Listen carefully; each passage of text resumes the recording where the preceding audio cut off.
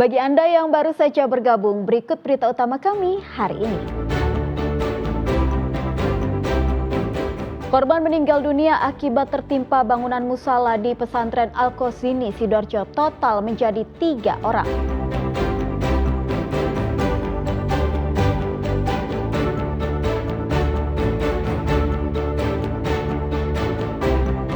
Puluhan wali santri pesantren Al-Qazini menunggu kepastian nasib anaknya di Posko Krisis Center.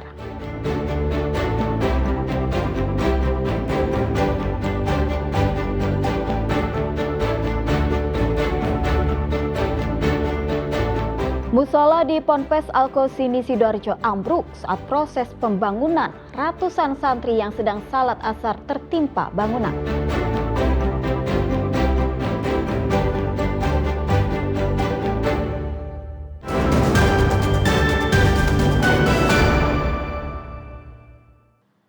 Puluhan orang tua santri Pondok Pesantren Al-Qazini Sidoarjo hingga Selasa siang berdatangan ke Posko Krisis Center untuk mencari kepastian nasib anak mereka.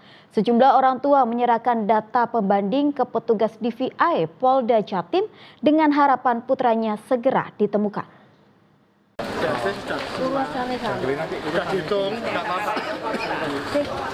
Posko Krisis Center ini didirikan di sekitar area kampus STAI Al-Qazini di Kecamatan Buduran, Sidoarjo.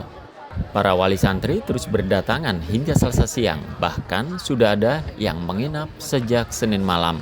Para orang tua berkali-kali memantau papan pengumuman daftar nama santri yang telah berhasil dievakuasi oleh tim SAR gabungan, baik dalam kondisi selamat maupun meninggal dunia. Namun banyak dari orang tua yang tidak menemukan nama anaknya di daftar santri yang dievakuasi tersebut. Beberapa orang tua yang masih belum mengetahui keberadaan putranya mulai menyerahkan data antemortem ke petugas DVI seperti foto santri, pakaian terakhir yang dikenakan, dan sejumlah data ciri-ciri tubuh. Berdasarkan data di Posko Krisis Center hingga Selasa siang pukul 13 WIB, jumlah korban yang berhasil dievakuasi berjumlah 102 orang. Sedangkan jumlah korban meninggal dunia menjadi 3 orang, yakni atas nama Maulana Sefian Ibrahim, Soleh, dan Mas Hudul Haq. Adik yang mondok di sini siapa Bu yang sedang dicari Bu? Anak saya, Putra. Muhammad Reza. Belum ketemu dari kemarin. Belum ketemu. Ya. Di data yang sudah dipampang? Di papan itu nggak ada, belum ada, masih bulat. Kalau dicentang kan sudah, ini masih bulat. Oh, masih punya. Ya. Terus dikonfirmasi ke pihak pondok gimana Bu katanya? Masih belum, masih dievakuasi katanya. Ini Ibu juga menyerahkan data ya Bu ya ke Ya, ini mau kepolisian? menyerahkan data. Harapannya? Ketemu. Ya bisa cepat ketemu anak saya dari kemarin belum ketemu. Terakhir komunikasi kapan Pak ya? Kapan ya? Balian itu loh, dari bulan apa itu? Mulut.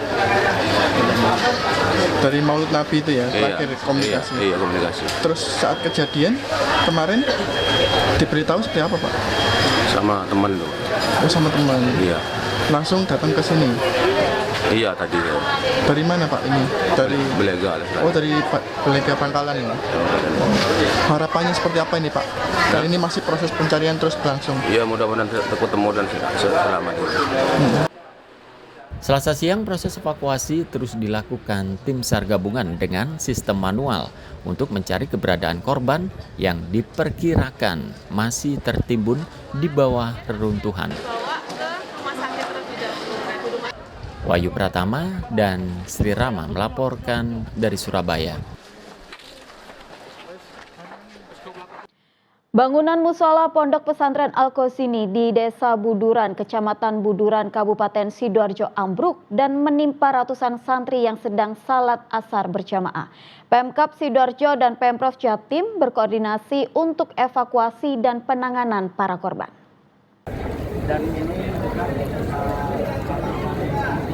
Bupati Sidoarjo Subandi langsung mendatangi lokasi ambruknya musola di pesantren Al-Qazini Sidoarjo pada Senin malam. Pemkab Sidoarjo akan menyediakan semua fasilitas yang dibutuhkan untuk evakuasi serta penanganan korban. Hal senada disampaikan Wakil Gubernur Jawa Timur Emil Elestianto Dardak yang memantau langsung proses evakuasi pada Senin sore. Pihak Pemprov Jatim akan menyiagakan personel dan fasilitas evakuasi korban hingga seluruh proses evakuasi dan penanganan korban selesai. Musola di pesantren Putra Al-Khozini ambruk pada Senin sore saat proses pengecoran di lantai 4. Peristiwa terjadi saat ratusan santri sedang berjamaah sholat asar. Diduga ambruknya bangunan karena pondasi musola tidak kuat menahan beban. Nah, hari ini kita masih di dalam untuk evakuasi yang korban ya. Kita sudah ada 32 korban, 22 yang luka, kita sudah bawa ke rumah sakit. Nah, ini kita masih tunggu di dalam ini, karena tadi juga yang di belakang ada 3 yang meninggal, masih ada 2 yang itu masih 1. Anak kecil kita juga gitu, ini di dalam masih ada anak kecil juga. Nah, ini kita semuanya kita bersihkan, teman-teman didik, terutama gimana menyelesaikan berbagai bangunan masjid yang ada di Pondok Pesantren. Untuk melihat di reruntuhan ini bagaimana minimal impact. Minimal impact artinya tidak terjadi tambahan intervensi, getaran, gerakan yang menyebabkan struktur ini bisa kenapa-napa. Mereka sudah melakukan itu, maka mereka melakukan gerakan penuh kehati-hatian.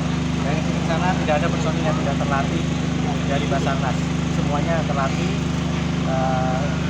Ini yang sedang dilakukan. Mohon doanya, 2 lagi sedang proses, mudah-mudahan bisa evakuasi segera. Upaya evakuasi langsung dilakukan oleh tim SAR gabungan pada Senin petang. Belasan ambulans bergantian mengangkut korban yang berhasil dievakuasi oleh tim SAR maupun relawan. Zainul Fajar dan Sri Rama melaporkan dari Sidoarjo.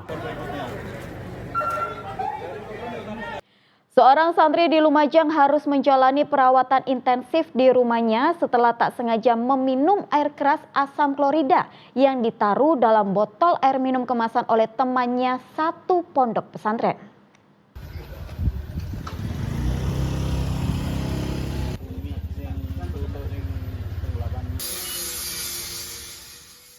DE, santri berusia 13 tahun ini terbaring lemas di kamar rumahnya Desa Tempeh Tengah, Lumajang. Berat badannya turun drastis hingga tinggal 24 kg. Luka serius di organ pencernaannya membuat DE tidak lagi bisa mengonsumsi makanan padat.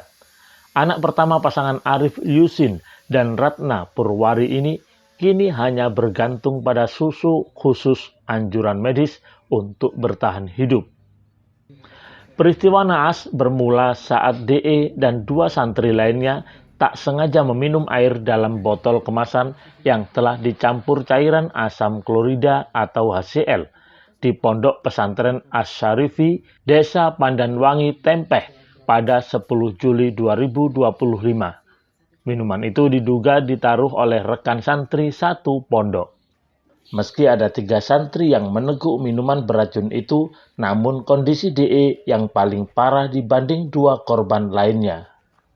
Anak saya habis dari piket posisi katanya haus gitu, terus tanya apa ini mas itu, oh ini minuman sudah diminum anak-anak tinggal sedikit, dikasih ibu-ibu, terus diminum sama anak saya, terus temannya satunya juga minum juga, jadi sampai 3 anak.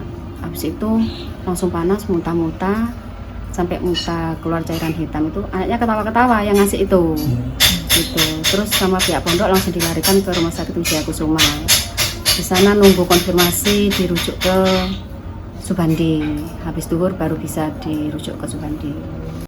Kejadian ini sudah berupaya dimediasi pihak pesantren, mengingat pelaku pencampur air keras masih anak-anak dan rekan satu pondok. Setelah kecelakaan itu, kami langsung sigap membawa ke rumah sakit terdekat. Kami kasih tahu keluarga, kami kawal semuanya, termasuk pembiayaan dan seterusnya. Ketika dirujuk juga kami antar ke rumah sakit di Jember. Kemudian ketika dirujuk di tempat-tempat lain, kami juga terus proaktif. Karena memang kemudian setelah yang dari rumah sakit Sutomo itu banyak kebutuhan yang tidak tercover BPJS, akhirnya kami dari pihak pesantren berinisiatif untuk melakukan proaktif juga, membantu bagaimana agar korban ini dan keluarganya tidak merasa sendiri, tapi kami terus membantu. Kini keluarga dan pihak pesantren bersama-sama melakukan penggalangan dana untuk biaya penyembuhan, sebab susuk khusus dan obat-obatan yang diperlukan DE selama 6 bulan ke depan tidak masuk dalam tanggungan BPJS. Keluarga terus berjuang agar DE bisa pulih seperti sedia kala. Nur Salim dan Sri Rama melaporkan dari Lumajang.